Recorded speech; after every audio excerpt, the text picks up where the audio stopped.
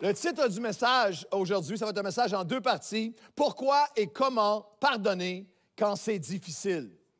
Combien d'entre vous avez déjà visionné un TED Talk? Tu as déjà visionné un TED Talk en ligne, si tu as déjà visionné un TED Talk, va dans le chat et donne-nous le titre de ton TED Talk. Ceux qui ne connaissent pas ça, c'est des petites conférences qui ont à peu près 15 minutes, mais de grand impact extraordinaire en ligne. Et à la fin, au début 2023, il y a une table ronde avec une douzaine des intervenants les plus connus, les plus suivis des TED Talks qui discutaient de l'année 2023, de ce qui prend place dans le monde, pour leur poser la question, quels sont les mots qui décrivent le plus globalement possible l'état et l'éthos des nations en ce début d'année 2023. Et le consensus du groupe était ceci. Les deux mots qui le plus définissent les nations en ce moment, c'est colère et division. Colère et division. Et c'est le monde dans lequel nous sommes. La Bible est unique et elle est incomparable parce qu'elle est inspirée de Dieu. Et jamais, la Bible ne va jamais seulement reconnaître la souffrance, comme la table l'a fait. La Bible ne fait jamais seulement reconnaître la souffrance, mais elle révèle toujours la source de toutes les solutions. Quelqu'un devrait dire oui. La Bible, c'est un message, mais c'est aussi un miroir. C'est un miroir dans lequel on voit notre âme. On voit l'âme d'une nation et d'une personne. La Bible ne se limite jamais à décrire ou à décrier, à dénigrer, à faire un constat d'une condition. Elle nous offre toujours de découvrir un chemin pour changer, un cœur à la fois. Et lorsqu'on parle de ces deux mots, colère et division, dans le temps de jeûne et prière de début d'année, j'ai été percuté par ce passage des Chroniques pourtant écrit il y a 2500 ans, mais brûlant de réalité et tellement un portrait de notre monde aujourd'hui, je dirais même de notre nation ici au Québec. Dans 2 Chroniques, chapitre 15, versets 3 à 6. « Pendant longtemps, il n'y eut pour cette nation ni vrai Dieu, ni personne pour enseigner les plans et la volonté et les promesses de Dieu. Dans ces temps-là, pas de sécurité pour ceux qui allaient et venaient. Le peuple s'agitait par toutes sortes d'angoisses. Il y avait des troubles, des grands troubles parmi les habitants du pays. On se divisait, on se heurtait, ville contre ville, peuple contre peuple et nation contre nation. C'est une description de colère et de division. Et qu'on voit sous nos yeux à tous les jours. Division sociale, division relationnelle, division ethnique, division générationnelle, division et déchirement dans les couples, des divisions et déchirements dans les familles, divisions et déchirements dans notre société, dans les villes, comme le texte le dit, dans notre nation, le Canada, dans les nations du monde, Ukraine, Russie, OTAN, les États-Unis, la Chine, Israël, la Palestine. Et tout cet éthos de division, cet éthos de déchirement, mais le verset continue avec ces paroles. Verset 4 et verset 7. « Mais au sein de leur détresse, ils ont retourné à l'Éternel, leur Dieu. Ils l'ont cherché et ils l'ont trouvé. Vous donc, fortifiez-vous et ne laissez pas vos mains s'affaiblir, car il y aura une récompense, il y aura un trésor, il y aura une bénédiction si vous le faites. » Quelques questions. Est-ce qu'il y a quelqu'un qui a découvert que c'est vrai? Si tu cherches l'Éternel, tu vas le trouver. Est-ce qu'il y a quelqu'un ce matin qui peut applaudir et dire « Je l'ai trouvé » ? Est-ce qu'il y a quelqu'un qui peut applaudir celui qui fortifie les mains qui sont affaiblies? Celui qui bénit au milieu du chaos? Celui qui met paix là où il n'y a pas de paix? Vous devriez lui donner une vraie ovation ce matin. Yeah! Dieu dit « Il y aura un peuple de paix et de pardon qui va briller. » Au milieu d'un monde où les divisions et déchirements vont augmenter, vont empirer, vont s'exponentialiser dans les générations les générations du monde de la fin. Remarquez que je n'ai pas dit de la fin du monde. La Bible n'enseigne pas les dates ou la date de la fin du monde, mais nous donne une description du monde de la fin. de la société de la fin, des temps de la fin. L'emphase de Dieu n'est pas que tu aies une date précise. Ce n'est pas que tu sois précis. Tous ceux qui ont seulement... Jésus a même dit, c'est juste le Père qui connaît la date du retour. Ce n'est pas une question de date précise. L'emphase n'est pas d'avoir une date précise. L'emphase, ce n'est pas d'être précis, c'est d'être prêt. C'est d'être préparé et c'est d'être en paix. La fin du monde versus le monde de la fin. C'est assez fascinant et révélateur de lire des penseurs modernes, pas seulement un prédicateur le dimanche matin, Nouvelle Vie, mais des penseurs modernes et lucides de tous les milieux qui parlent de notre époque comme celle du monde de la fin. Avec toutes sortes de signes juste deux articles dans les derniers 3 semaines, début d'année 2023, de Mathieu Bock-Côté dans le Journal de Montréal. Et il y en a un qui s'appelait littéralement « Le monde qui vient ». On parle du monde de la fin, le monde qui vient. Je vous en lis quelques lignes. Il y a de cela 30 ans, on a cru après la guerre froide que le siècle à venir serait celui de la mondialisation heureuse. De cette utopie, il ne reste plus rien, sinon qu'un fantasme pour nos élites usées. Le 11 septembre 2001 nous a appris que le terrorisme islamiste façonnerait le siècle à venir. Les vagues migratoires qui déferlent sur l'Occident donnent quant à elles un visage concret au choc des civilisations qui se déroulent et se déroulera sur notre territoire. Le retour de l'extrême gauche, qui prend aujourd'hui les traits du wokisme, s'accompagne d'un fanatisme renouvelé qui conjugue l'appel, la censure et la haine de la culture. La jeune génération hypersensible est victime d'un effondrement psychique généralisé, tant elle a perdu ses repères élémentaires et se réfugie dans une culture victimaire et virtuelle. La guerre d'Ukraine, dit Bock-Côté, nous rappelle que la guerre conventionnelle peut de nouveau frapper l'Europe et que la guerre nucléaire peut redevenir une possibilité. Quant au choc à venir entre la Chine et les États-Unis, il nous rappelle tôt ou tard que le Pacifique deviendra un lieu d'affrontement entre deux empires hémégoniques.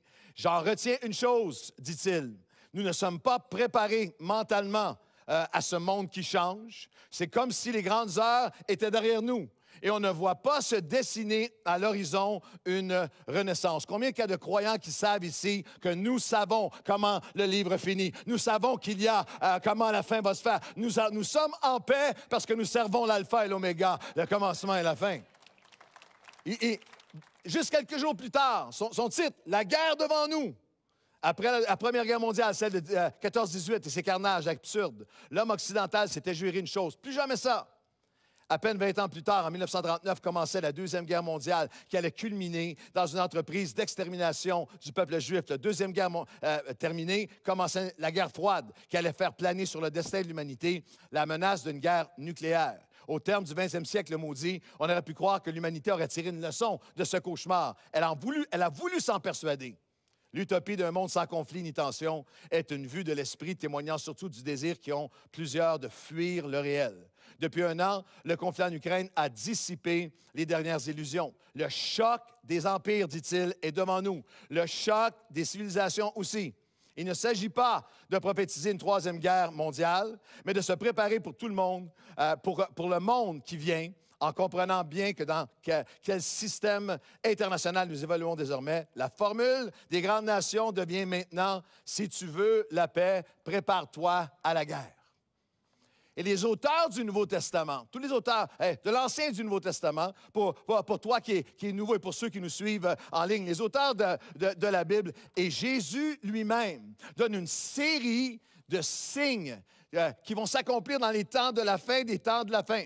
Et des signes qui étaient présents à travers les siècles, mais qui viennent, certains d'entre eux. Mais comme les douleurs de l'enfantement, dit Jésus, augmentant en fréquence et en intensité, il y a une série de signes qui se sont accomplis et s'accomplissent devant nous, sous nos yeux, prédits par la Bible, mais en accéléré dans les derniers 50, 60, 70 ans. Si ça vous intéresse, ça t'intéresse en ligne. Il y a une série que j'ai faite l'an dernier de 6 messages sur les super signes des temps de la fin. La Bible prédisait, saviez-vous que la Bible prédisait que dans les temps de la fin, des temps de la fin, les changements climatiques, la création entière qui gémit et suffoque, provoquant tremblements de terre, tsunamis, ouragans et sécheresse. La Bible prédisait la capacité de guerre mondiale, de communication globale et d'épidémie planétaire. La Bible prédisait le globalisme social, médiatique, économique, politique, culturel et religieux. Une seule pensée, une seule vision sera tolérée. La Bible prédisait l'explosion exponentielle du savoir, de la science, connaissance, des transports et des communications, de la technologie utile, mais aussi des technologies instrumentalisées comme outils qui vont provoquer la perte de nos libertés. La Bible prédisait les inégalités sociales et économiques à leur paroxysme, le capitalisme sauvage, l'écart qui se creuse entre les plus riches et les plus pauvres mondialement, se rétrécissant, l'affaissement dramatique et sans pitié pour la classe moyenne. L'effritement, la Bible prédisait l'effritement dans les temps de la fin des temps de la fin, l'effritement des valeurs humaines, la dévaluation effrénée des engagements relationnels fondamentaux sans lesquels les civilisations s'embrasent, puis s'éteindre et se détruisent. Jésus a dit spécifiquement, dans les derniers des derniers jours, les hommes seront offensés, seront en colère et en division. Ça sera une marque particulière des temps de la fin. L'apôtre Paul, lui, a annoncé et décrit les mentalités sociétaires qui seront dominantes dans ce que lui a appelé les temps difficiles des heures de la fin, du monde de la fin. Il est décrit ainsi dans 2 Timothée 3, 1 à 5, les temps difficiles. Sache que dans les derniers jours, il y aura des temps difficiles. Les hommes seront égoïstes, fanfarons, hautains, blasphémateurs, insensibles, déloyaux, calomniateurs, intempérants et cruels. Dans cette description du quotient émotionnel et relationnel des sociétés, des mentalités, des populations modernes, nous découvrons une réalité, une vérité importante, une réponse à une question qu'on s'est tous posée. Pourquoi est-ce que c'est si difficile de pardonner? Pourquoi est-ce que ça semble si difficile de pardonner à notre époque? La réponse une des réponses est dans ce verset. Parce que nous vivons une époque où dans les relations et interactions, les gens sont égoïstes, sont égocentriques, sont centrés sur eux-mêmes, sur leurs douleurs, sur leurs blessures, sur leurs perspectives. Ils sont fanfarons et hautains. Ils sont prompts au mépris. Ils sont prompts au jugement, à l'abaissement. On voit ce qui prend place sur les médias sociaux, au dénigrement, au respect de personne. Ils seront blasphémateurs, ils seront calomniateurs. L'insulte, les messages violents et haineux, les menaces, la culture d'annulation. Faire disparaître ceux qui pensent oser exprimer ou penser une opinion qui est différente de la mienne ou de la majorité. Les hommes et les femmes seront insensibles. C'est pour ça que c'est difficile de pardonner. Parce qu'il y a un état sociétaire d'insensibilité, de désensibilisation. Ne pardonnent pas parce qu'ils ont perdu toute sensibilité aux conséquences des ruptures, au mal fait à l'autre, à la souffrance de l'autre, absorbés par la leur. Il est difficile de pardonner parce que les hommes et les femmes seront déloyaux, nous dit Paul. Ne te pardonneront pas parce que les engagements relationnels demandant loyauté sont dévalués, sont abandonnés. Le Dieu de l'Alpha et l'Oméga a vu et a inspiré ceux qui ont écrit le Nouveau Testament, a vu la société dans laquelle nous allons évoluer, dans laquelle nous sommes. Il y a des millénaires, le monde dans lequel nous sommes appelés à recevoir son pardon, à représenter son pardon et à répandre son pardon, à être le peuple du pardon sur la terre jusqu'à son retour. L'apôtre Paul a même vu. L'apôtre Paul a même donné une définition assez hallucinante de notre époque, des médias sociaux, des trolls, des divisions, des millions qui s'alimentent leur esprit d'agitation, de colère, dans l'isolement de leur maison. L'apôtre Paul et les médias sociaux. Vous êtes pas ça que vous êtes en train de dire, vous êtes en train de parler de l'apôtre Paul et des médias sociaux. Absolument. Lorsqu'il y a 2000 ans, Paul a écrit et averti des dangers de relations et communications toxiques où des gens seront influencés et seront alimentés et même manipulés par d'autres qui s'introduisent dans leur maison. Ils ne pouvaient pas imaginer le en ligne. L'apôtre Paul a décrit avec ces mots. 2 Timothée 6. Il y en a parmi eux qui s'introduisent dans les maisons, qui captivent les esprits vulnérables, qui deviennent bornés, chargés, agités de passion de toute espèce. Recherchant toujours à apprendre. L'apôtre Paul ne pouvait pas connaître la phrase « Fais tes recherches ». Recherchant toujours, mais ne pouvant jamais arriver à la connaissance de la vérité. Ils ne s'en sortiront pas et leur folie sera manifeste pour tous. L'apôtre Paul n'aurait jamais pu imaginer, mais par l'Esprit de Dieu, il souligne notre vulnérabilité à tous, à être influencé, à nous laisser tirer vers ce qui est le plus sombre et d'être influencé par tout cet état bien plus que nous pouvons ou voulons l'admettre. Il nous rappelle aussi notre tendance à le voir dans les autres très clairement, mais de ne pas le voir en soi-même. Il dit c'est manifeste pour tous. Et c'est pour ça qu'il nous ramène au moi, ramène à moi, à mon cœur. Ma relation, mes relations, mon cœur devant le pardon aujourd'hui, l'état de mon cœur, ma responsabilité de pardonner. C'est pour ça qu'il nomme par son nom. Pour toi, Timothée, la suite, versets 10 et 11. Pour toi, Timothée, tu as suivi de près mon enseignement, ma conduite, mes résolutions, ma foi, ma douceur et ma constance à aimer et à pardonner. Si en ce moment, tu es déjà en train de te dire, ah, ça là, ça sera un bon message pour quelqu'un. Tu penses à quelqu'un en ce moment. Vous savez, l'apôtre Paul, ça, là, j'espère qu'un tel est en ligne, puis il regarde, et même, pensez même à quelqu'un. L'apôtre Paul est en train de dire à tout le monde, face à ce message de pardon, ne viens pas à l'Église avec une pelle.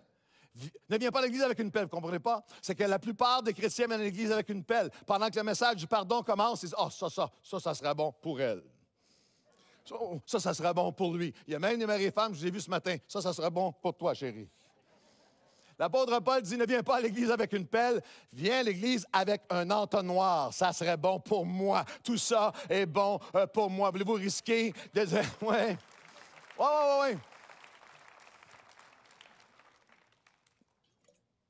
Voulez-vous risquer de dire à la personne près de vous, ça serait bon pour toi? Dites ça à la personne près de vous. Dans le court verset qu'on vient de voir, c'est un petit court verset qui se lit en 15 secondes. C'est pour toi, tu as suivi de près mon enseignement, ma conduite, mes résolutions, ma foi, ma douceur, ma constance à aimer et à pardonner. Ça se lit en 15 secondes, mais ça prend une vie à le pratiquer. Et il nous donne dans ce verset, en commençant juste, il nous donne 10 fondements. Je vais juste les énumérer, mais 10 fondements de base, les premiers pas vers le pardon biblique. Le pardon commence avec moi, pas avec mon jugement des autres, pas avec si lui, alors je. Commence avec moi. Toi, Timothée, commence avec moi. Le pardon biblique s'apprend. Tu as suivi mon enseignement. Le pardon biblique s'apprend. On ne l'apprendra pas dans cette société. Beaucoup d'entre nous, on ne l'a pas appris dans nos familles. Tu ne l'as pas appris parfois même d'amis et de chrétiens de longue date qui ont le discours de pardon, mais qui ne le pratiquent pas, car ils n'ont aucune idée de la profondeur du pardon biblique. Nous sommes tous appelés à continuer à apprendre. Le pardon biblique s'apprend. Le pardon biblique doit être suivi de près. Tu as suivi de près, Timothée. Tu dois te suivre toi-même de près.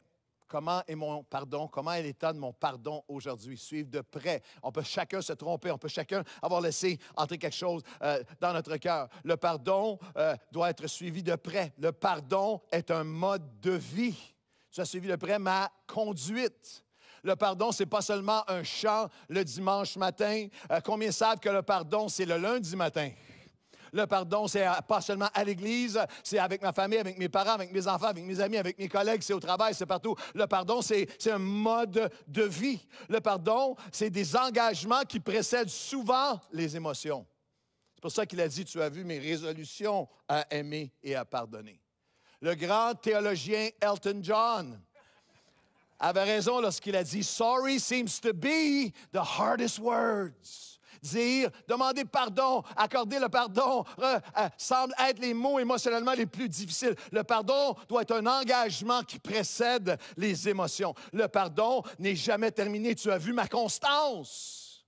Dans chaque saison de nos vies, il y aura des besoins, des appels à renouveler notre pardon. Le pardon n'est jamais terminé. Le pardon, et ça vous allez dire Amen, le pardon demande de la foi. Demande la foi que Dieu peut guérir mon cœur, la foi que Dieu peut libérer, la foi. Le pardon est une œuvre de foi. Le pardon est une preuve de courage et de force et de maturité spirituelle qui s'exprime dans la douceur. Tu as vu ma constance, tu as vu mon amour, mon pardon dans la douceur. Le pardon, c'est pas « Ben oui, je t'ai pardonné, c'est correct, là! » Non, le pardon s'exprime, se donne, se demande, se donne, se répand, se reçoit dans la douceur. Dites-le à quelqu'un près de vous, dans la douceur. Dites ça à quelqu'un près de vous.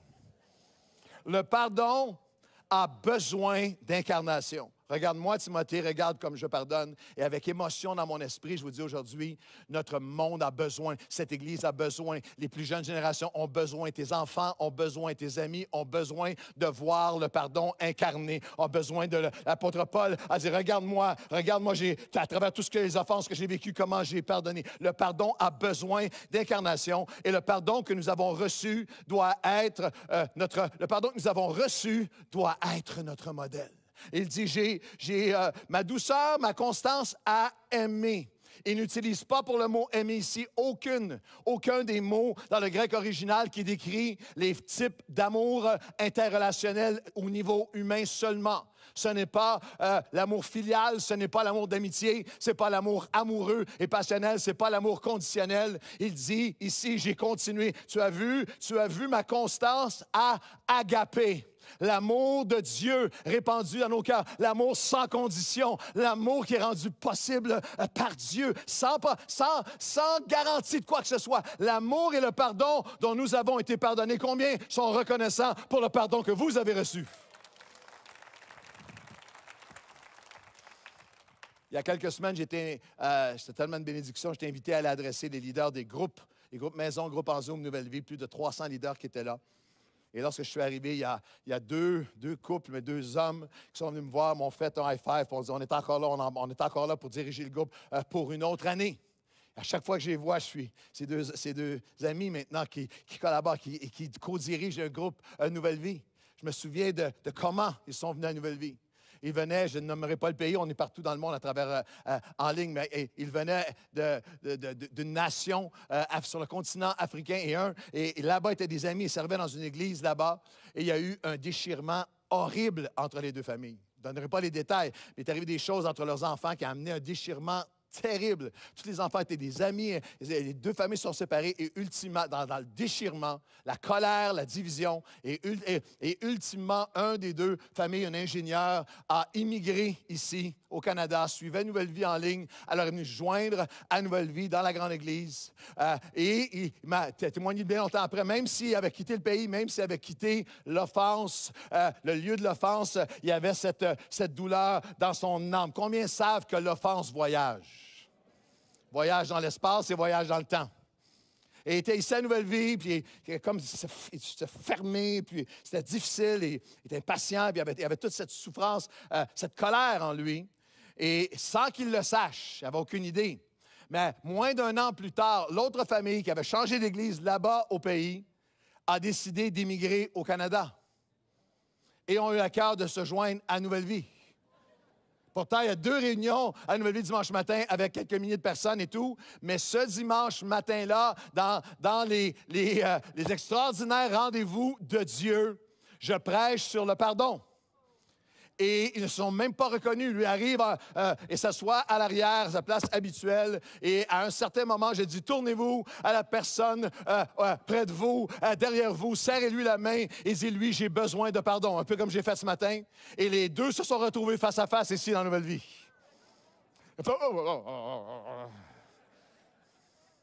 Et à la fin de la réunion, celui qui était à l'arrière a mis la main sur l'épaule de son ami, il a fait. Et comme ça, et les femmes, et les épouses, et les enfants, et on se retrouve presque, je pense que c'est presque une décennie plus tard, ils sont ici à servir Dieu, le pardon. Quelqu'un devrait applaudir l'agapé de Dieu répandu dans nos cœurs.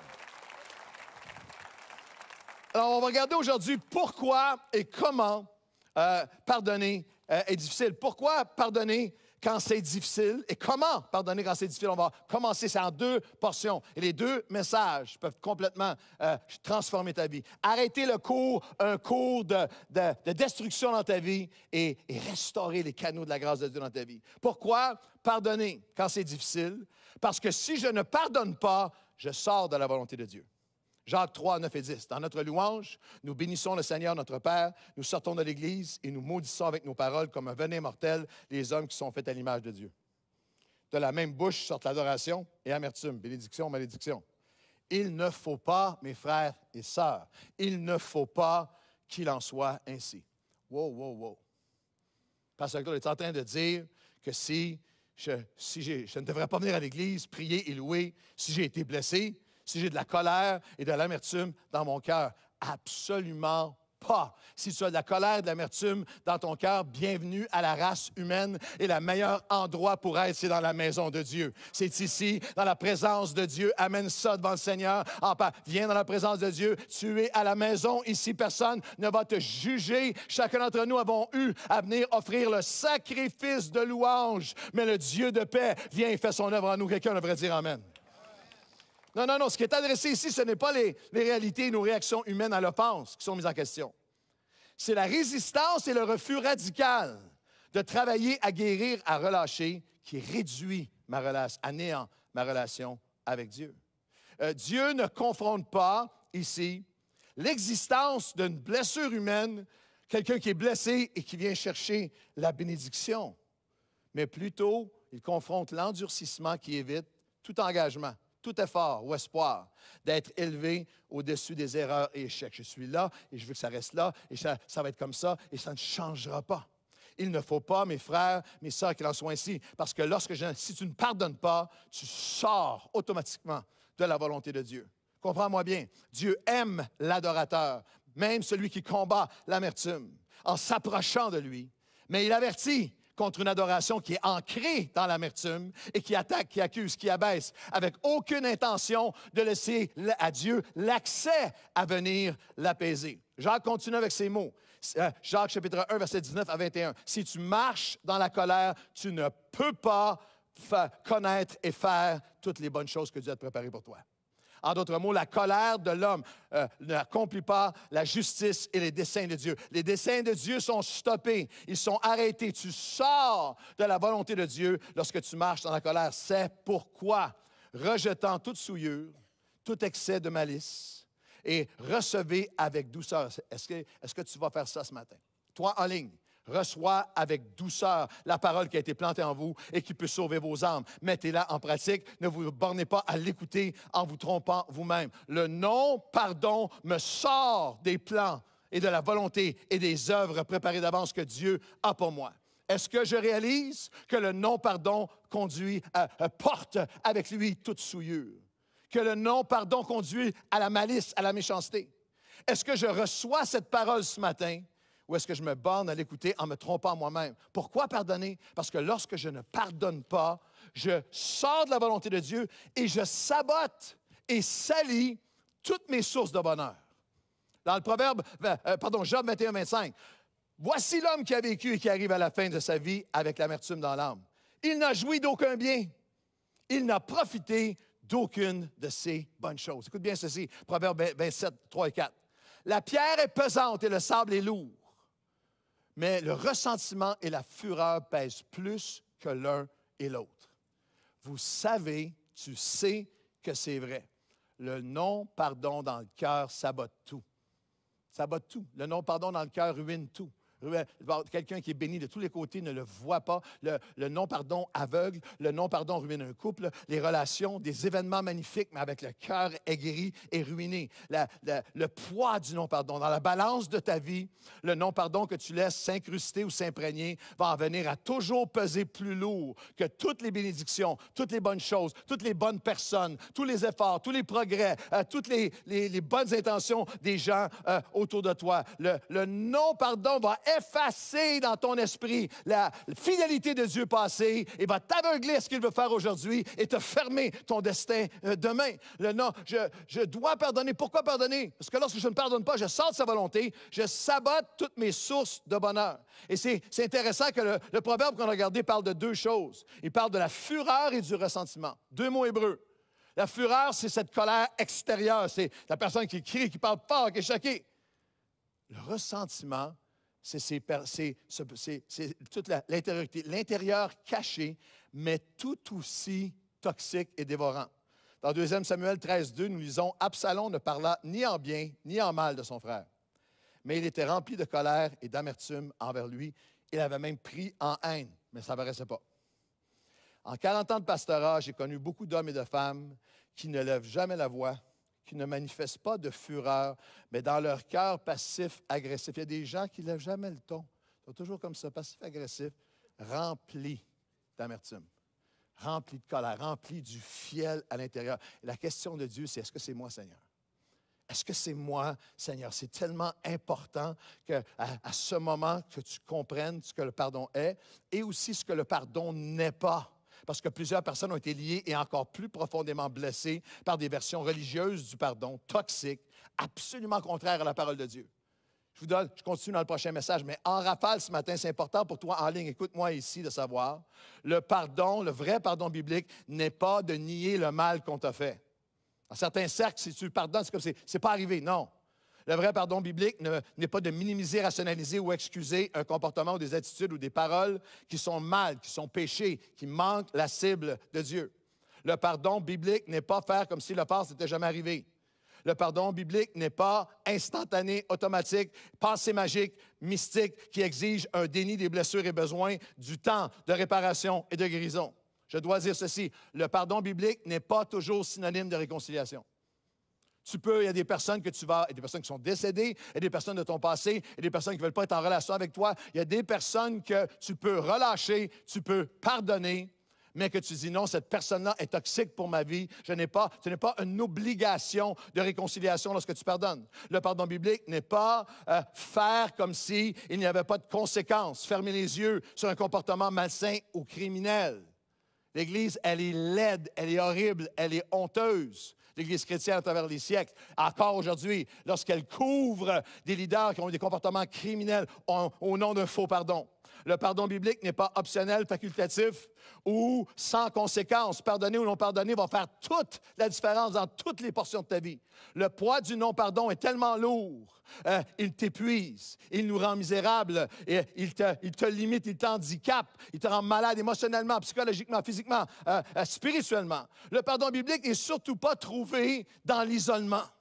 Il doit être nourri, il doit être alimenté, il doit être aidé, il doit être encouragé par des hommes et des femmes, par des amis, par des gens qui vont avoir une parole de vie, une parole de liberté, et une parole de grâce, de pardon, de rappel, de foi de ce que Dieu peut faire dans ton cœur. Puis je sais que c'est contre-intuitif, parce que lorsqu'on est blessé et offensé, notre tendance humaine est à nous isoler. Et voici la description. Voici pourquoi je dois pardonner. Pourquoi? Parce que si je ne pardonne pas, je sors de la volonté de Dieu, je sabote et salis toutes mes sources de bonheur, je suis seul dans une prison où la sagesse ne m'est d'aucun secours, parce que je ne veux pas la recevoir. Proverbe 18, 19. Une personne offensée devient plus inatteignable qu'une ville fortifiée. Elle est plus difficile à gagner qu'une forteresse et ses offenses sont comme les verrous d'un palais. Un œil pour un œil, œil pour œil, et le monde entier va être aveugle. C'est ce que Martin Luther King a écrit. Le non-pardon boit le poison et pense qu'il fait payer l'autre. Relâche-le, relâche-la, relâche-le, relâche-la, et c'est toi qui seras libéré. C'est un des pièges les plus dangereux de l'offense qui est devenu amertume. Elle nous isole dans une cellule de nos pensées, de nos perspectives. Nous devenons prisonniers, inatteignables à qui que ce soit. C'est une réalité hallucinante de gens qui sont offensés, ne veulent plus entendre ou voir personne d'autre, ultimement, que les personnes qui nourrissent leur amertume. C'est ce que le Proverbe 18, 1 et 2 dit. Celui qui se tient à l'écart cherche ce qui lui plaît. Il s'irrite contre tout ce qui est sage. Ce n'est pas à l'intelligence que l'insensé prend plaisir, c'est à la manifestation de ses pensées. Ce proverbe est vieux de 3000 ans et il décrit avec une hallucinante exactitude un cercle vicieux, une dimension spirituelle invisible qui fait des ravages encore aujourd'hui. Les personnes blessées et offensées, ultimement, se coupent de leur vie, retranchent graduellement de leur vie. Qui que ce soit qui veulent semer pardon dans leur cœur et s'entourent et trouvent les offensés amers et se nourrissent dans leur amertume mutuelle. Ils sont coupés de toute sagesse possible parce qu'ils ne veulent pas l'entendre. Dans le proverbe ici, lorsqu'il parle de l'intelligence, lorsqu'il parle ici de l'insensé, c'est l'intelligence dont on parle ici, c'est une intelligence spirituelle, une sagesse selon le cœur, le commandement de Dieu. Le mot insensé est celui ou celle qui a perdu son bon sens, son sens de Dieu, son sens de qui est Dieu, son sens de ce qu'il peut faire dans ton cœur, son sens de ce que Dieu peut faire pour te guérir, son sens de son appel sur ta vie et sur ses capacités, ses plans pour te guérir, sa nature d'amour et de grâce. Celui qui a été offensé, toi qui as été offensé, écoute cet avertissement et cet appel divin. Job 18, 4 à 6. Toi qui te déchires dans ta fureur, tu te fais du mal dans ta colère. Vas-tu laisser la terre devenir un désert? Vas-tu laisser la lumière s'obscurcir sous ta tente et la lampe du dessus de toi s'éteindre? Littéralement, la parole de Dieu te dit, lorsque tu laisses le non-pardon faire son œuvre en toi, tu te fais du mal et tu éteins peu à peu la lampe de Dieu, la lumière de Dieu, la parole de Dieu. Il y a quelques années, lors de nos concerts de Noël, on a vécu un moment extraordinaire et à chaque concert de Noël, cette famille-là m'envoie une carte et me le rappelle. C'est une famille qui, très proche, les grands-parents, les parents avaient des enfants, des fils et filles qui ont des enfants, alors tu as 3 générations. Ils étaient dans une entreprise ensemble, puis il y a eu des conflits, il y a eu des déchirements qui ont dégénéré. Il y a eu des avocats qui ont été mis là-dedans, un contre l'autre. C'est assez hallucinant, mais les 2 familles, les grands-parents et les fils et filles ne se parlaient plus. Les petits-enfants ne peuvent plus se voir, tous des chrétiens. Et tous des chrétiens, je le dis avec un cœur serré, tous des chrétiens qui venaient à la Nouvelle Vie. Et pendant presque 2 ans, les 2 familles qui ne se parlent plus, qui ne plus viennent ici, et les 2 ont dit par la suite, on est en train de dessécher des chrétiens de longue date, sécher, mourir à l'intérieur.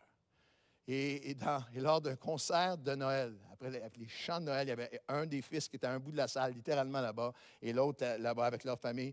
Et il y a un des fils qui était à l'autre bout dans la salle, qui entendait les cantiques de Noël, qui pensait aux 2 derniers Noëls où ils ne se sont pas vus personne, qui a fait le long chemin, marché jusqu'en arrière, puis est parti, puis est allé rejoindre son père. Et dans la salle, ensemble, ce moment. Et il est venu en disant, je te demande pardon. Et son père, ben non, mais c'est moi. Et ensemble, et ce moment, ce miracle-là, vous pouvez imaginer si ça avait continué. Vous pouvez imaginer, est-ce que vous pouvez capturer ce matin et célébrer avec moi, recevoir et célébrer avec moi la puissance du pardon de Dieu, est-ce que l'amour de Dieu est répandu dans nos cœurs et que nous relâchons? Voulez-vous l'applaudir de tout votre cœur? Je dois pardonner parce que si je ne pardonne pas, je sors de sa volonté, je sabote et salis toutes mes sources de bonheur. Je suis seul dans une prison où la sagesse ne m'aide aucun secours. Et littéralement, si je ne pardonne pas, je deviens un sans-abri spirituel. Je n'ai pas de défense, je n'ai aucune défense. Je suis ouvert sans protection. J'ai coupé, je coupe mon intimité, ma relation. Je me soustrais, je m'enlève de sous la protection de Dieu. Je deviens un sans-abri spirituel. Si on regarde à Éphésiens, chapitre 4, il y a un verset avant pour nos amis au PowerPoint. Je vais aller à Éphésiens, chapitre 4, versets 26, 27, 30, 32. Il y a un portrait spirituel. Donne-moi ta meilleure attention, toi, en ligne, parce que c'est un état spirituel de danger. C'est une personne qui est dans la colère et le non-pardon, qui pense que ça a juste des répercussions humaines, mais il y a une dimension spirituelle hallucinante. Si tu es dans le non-pardon, tu es un sans-abri. Tu es sans défense. Tu es sans défense spirituellement. Un endroit dangereux. Éphésiens 4 le décrit de cette façon. Si vous vous mettez en colère, ne péchez pas. Que le soleil ne se couche pas sur votre colère. Ne donnez pas accès au diable, à l'ennemi. N'attristez pas le Saint-Esprit par lequel vous avez été scellés. Que toute amertume, animosité, colère, clameur, calomnie, toute espèce de méchanceté disparaisse du milieu de vous. Soyez bons les uns envers les autres, vous pardonnant comme Dieu vous a pardonné. Ne manque pas cette vérité, c'est réel. Il y a des personnes ce matin en ligne ici, c'est ton état de cœur actuel. Lorsque tu es dans le non-pardon et l'amertume et le refus de laisser Dieu faire son œuvre de pardon en toi, tu te retrouves à un endroit où tu fais 2 choses. Tu ouvres l'accès à l'ennemi et tu attristes l'esprit. Moi, je crois que c'est pour ça qu'il y a des hommes et des femmes qui ont eu une des grandes raisons, parce qu'il y a des hommes et des femmes qui ont eu des onctions extraordinaires sur leur vie, se retrouvent à des moments plus tard dans leur vie à faire des choses, à pécher, à faire des choses horribles, que tu dis, mais comment est-ce que lui, qui était tellement... L'offense, le lieu d'offense fait 2 choses à long terme. Donne un accès au menteur. L'ennemi qui donne un accès, ne donnez pas accès avec votre colère. L'accès à l'ennemi qui vient te mentir. Il est un menteur, il est un accusateur. Et cette offense-là, ces mensonges-là mettent tout en doute. Et le seul qui pourrait t'aider, c'est le consolateur, c'est le Paraclétos, c'est l'Esprit de vérité, c'est l'Esprit de Dieu, c'est le souffle de Dieu. Mais lorsque tu restes dans l'offense, tu donnes accès. Tu dis à l'ennemi, viens. Tu donnes free access à l'ennemi, à toi, à ton âme, à tes pensées, et tu fermes la porte à l'Esprit. Je veux déclarer sur toi ce matin. Je veux déclarer sur toi en ligne et sur toi en personne. Je veux déclarer sur nous ce matin. Nous allons fermer par le pardon la porte à l'ennemi et dire, Saint-Esprit, viens faire toute ton œuvre en moi. Si c'est ta déclaration de foi, veux-tu crier amen avec moi ce matin? On a vu quelques pourquoi. Laissez-moi juste commencer le comment. Si je pouvais le faire, je vous kidnapperais et je vous garderais ici jusqu'à la semaine prochaine pour que tout le monde entende le message. Parce que la deuxième partie est tellement importante. On a fait quelques pas. Nous avons fait quelques pas dans le pourquoi, mais je vais faire le pas principal ce matin, le comment. Mais je veux que vous soyez là pour le prochain message. Je veux déverser en vous 4 décennies d'apprentissage, de croissance et de miracles, de pardon. Les outils de Dieu, les ressources concrètes, pratiques, surnaturelles pour recevoir, renouveler la capacité de pardonner au-delà de tout ce que tu peux imaginer. Mais ça commence avec ceci. 1 Timothée 2, 8, il faut que tu reconnaisses, il faut que tu relâches à Dieu. Je veux donc que les hommes prient en tout lieu, en élevant des mains pures, sans colère ni mauvaise pensée. Le premier pas, dit l'apôtre Paul, c'est que tu ne peux pas lever les mains extérieurement si tu as les poings serrés intérieurement. Il faut que tu relâches. L'adoration avec un cœur de colère et de mauvaise pensée n'est pas selon le cœur de Dieu et n'apporte pas de guérison.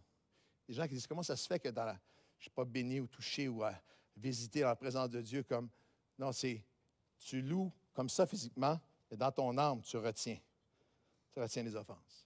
Mais lorsque tu viens en reconnaissant, Seigneur, j'ai besoin de toi, je te le relâche. Je lève des mains pures. C'est une reconnaissance que mes mains ne sont pas pures.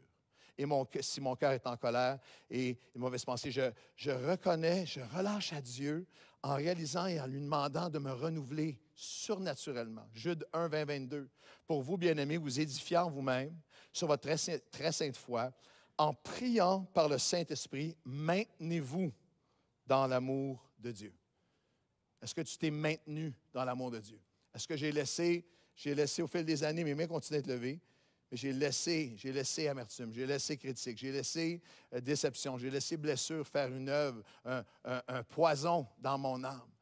Entretenez-vous dans l'amour de Dieu. Maintenez-vous en priant par le Saint-Esprit. Quand était la dernière fois? Je prie ça toujours. C'est quand la dernière... Parce que j'ai besoin de le faire. Quand la dernière fois que tu as prié, Saint-Esprit, viens répandre ton amour dans mon cœur pour cette situation, pour cette personne, pour cette déception, pour cette offense, pour cette blessure. Saint-Esprit, j'ai ma foi. Je crois en toi, je crois en Jésus. C'est ma très sainte foi. Mais elle a besoin d'être renouvelée. Reconnu. Reconnais ton besoin, reconnais ton incapacité, reconnais tes peurs, tes inquiétudes, tes déceptions, tes résistances, tes endurcissements, tes traumatismes.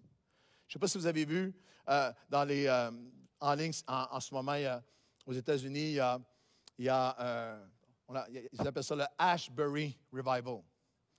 Vous pouvez le voir en ligne, il y a une école dans le Kentucky, il y a une école qui est chrétienne où il y a un mouvement de prière, ça fait presque 2 semaines, que c'est 24 heures par jour que les gens sont en prière et cherchent Dieu. Et moi, j'ai vécu ça, un mouvement de Dieu.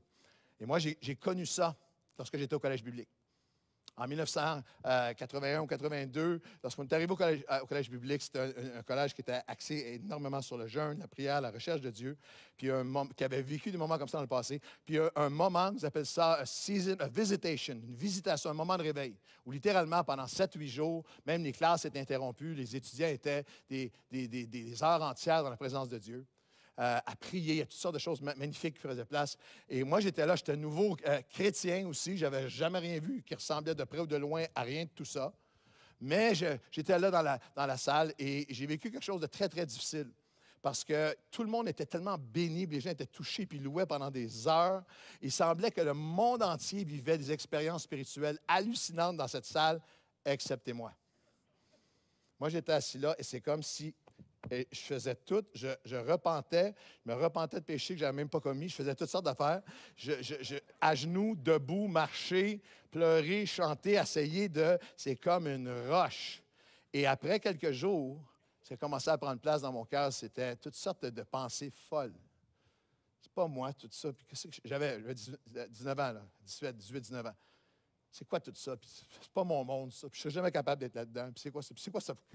À qui je me mets, moi, que je suis appelé de Dieu, puis que je pourrais servir Dieu? Je ne suis même pas capable d'être touché.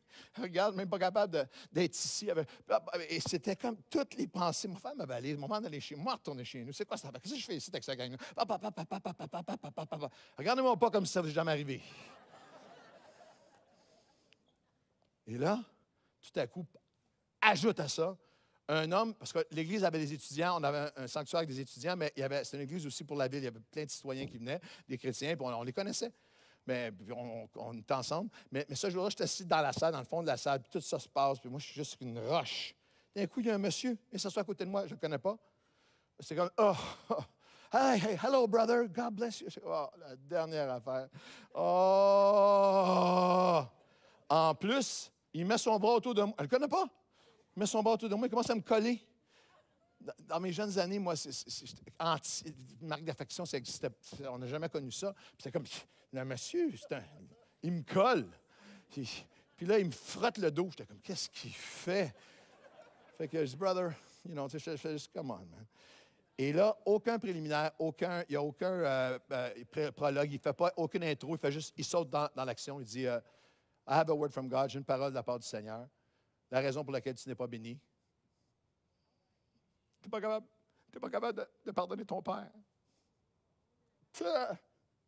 Quoi? Comment cet homme-là, je ne sais même pas parce que je l'ai jamais vu avant, mais je ne l'ai jamais revu après. Peut-être que c'était un ange qui était assis à côté de moi. Mais je ne pouvais pas savoir que depuis mon enfance, on a été victime de violence, d'abus. J'ai fait 1000 fois et 10 000 fois le même rêve chaque nuit jusqu'à ce moment-là. Toutes les nuits. Je rêvais que je montais au-dessus de mon quartier à Saint-Michel comme si j'étais pour m'en sortir. Et tout à coup, je me mettais à redescendre avec terreur et panique. Puis c'est mon père qui m'attendait en bas puis il m'étranglait. Comme il avait fait plusieurs fois avant. Et j'étais là, puis il me dit, si tu peux juste reconnaître à Dieu que tu n'es pas capable en toi-même de pardonner. J'aimerais ça prier pour toi. Je pense qu'il m'a envoyé pour que je prie pour toi. J'ai dit, yes, please, pray for me. Et dans ce moment-là, ça a été un commencement, ça a été une œuvre de l'Esprit de Dieu qui vient profondément, le souffle de Dieu, le souffle de la grâce qui vient de commencer une œuvre dans le cœur. J'ai pleuré comme je n'ai jamais pleuré de ma vie, mais ce n'est pas seulement des larmes d'émotion, il y a quelque chose de spirituel qui a été brisé, qui est sorti. Dans les semaines et mois qui ont suivi, j'ai commencé à faire une démarche que je vais vous enseigner dans le prochain message de comment est-ce que je peux pardonner, c'est quoi les prochaines étapes. Il y a toute une démarche de pardon qui a commencé à être prise et Dieu a commencé à faire des choses dans mon cœur que je n'aurais jamais imaginé. Non seulement les rêves ont cessé, je vous dis devant Dieu, les rêves ont cessé à partir de ce jour-là. Mais non seulement les cauchemars ont cessé, mais Dieu a commencé à mettre des sentiments dans mon cœur que je n'aurais jamais imaginé.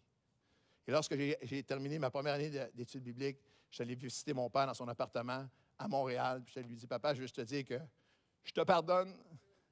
Et je prie pour toi. Puis il était un bloc de glace. C'était comme, ah. Et j'étais allé, j'ai comme essayé de le prendre dans mes bras. C'était comme ça. Je n'étais même pas capable de réagir à ce que je lui disais. Puis je suis parti. Et quelques semaines plus tard, j'étais à Montréal en train de prêcher. J'ai vu mon père entrer dans la salle. J'ai vu mon père répondre à l'appel.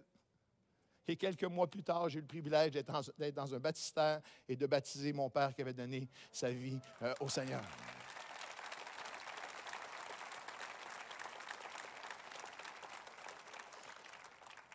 Mon père approchait la cinquantaine. Je pensais que j'avais 30 ans devant moi, mais en fait, il restait juste des mois. À l'âge de 51 ans, il est parti. Il a eu une crise cardiaque foudroyante et est décédé. Mais mon cœur avait été guéri. Mon cœur avait été changé. Et c'était les premiers pas dans le pèlerinage, dans le cheminement vers le pardon. Et ce matin, je crois que Dieu veut faire cette œuvre-là. J'invite les musiciens à s'approcher et on va aller dans un instant dans la prière ensemble. Et je vous défie et je vous exhorte à être présent pour le prochain message parce qu'on va regarder ensemble étape par étape. Comment tu peux être libéré par le souffle de la grâce de Dieu. Mais ça commence ce matin. Alors, pendant que toutes les têtes sont penchées, si tu peux juste fermer les yeux, pencher la tête pendant un instant. Saint-Esprit de Dieu, viens souffler sur nous ce matin. Au nom de Jésus, l'amour, nous déclarons par la foi que l'amour va triompher. L'amour va triompher, Seigneur. Seigneur, ce chant écrit dans l'espoir, dans la douleur et dans le pardon par l'inspiration de ton esprit. Déclare ton intention pour chaque personne au son de ma voix et en ligne, qui ont besoin de ce souffle de grâce, qui ont besoin de fermer la porte à l'ennemi et d'ouvrir la porte à l'Esprit de Dieu pour venir faire l'œuvre miraculeuse, l'œuvre de pardon, de relâchement. Je plaide avec toi ce matin. Pour toi, pour ta famille, pour tes enfants, pour ton présent, pour ton avenir que tu ne peux même pas imaginer. Pour que le cycle s'arrête là, s'arrête maintenant. La perpétuation de l'offense, la perpétuation du mensonge, la perpétuation du déchirement s'arrête maintenant. Seigneur mon Dieu, j'ai besoin de toi. Je viens à toi et je te confesse, j'ai besoin de ton esprit pour pardonner. J'ai besoin du souffle de ta grâce. Je veux fermer la porte à l'ennemi. Je ne veux pas attrister ton esprit. Je veux appeler à ton esprit. Viens maintenant, Esprit de Dieu, souffler sur ma vie. Et en toute simplicité ce matin, en ligne, c'est pour toi parce qu'il n'y a pas de distance avec l'Esprit de Dieu. Là où tu es, Dieu va te rejoindre. Là où tu es, Dieu va faire son œuvre, va répondre au cri de ton cœur. L'amour va triompher.